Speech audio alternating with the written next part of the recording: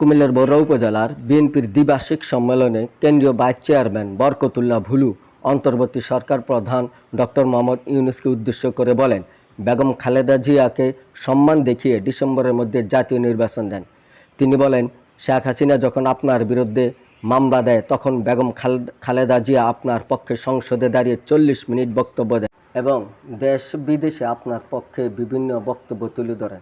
তিনি বলেন, সংস্কার নাম বলে কোনো রাজনৈতিক দল নির্বাচন পেছানোর ষড়যন্ত্রে লিপ্ত।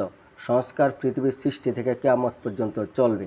দেশের সেনাপ্রধান যে কথা বলেছে সেই অনুযায়ী নির্বাচন দেয় এবং দেশপ্রেমিক সেনাবাহিনী নির্বাচনের জন্য প্রস্তুত। এর আগে বরুড়া উপজেলা বিএনপির আহ্বায়ক কায়সার আলম সেলিমের সভাপতিত্বে কেন্দ্রীয় নির্বাহী কর্মসংস্থান বিষয়ক সম্পাদক ও কুমিল্লা দক্ষিণ জেলা বিএনপির আহ্বায়ক জাকারিয়া তাহের সুমন সম্মেলনের উদ্বোধন করেন।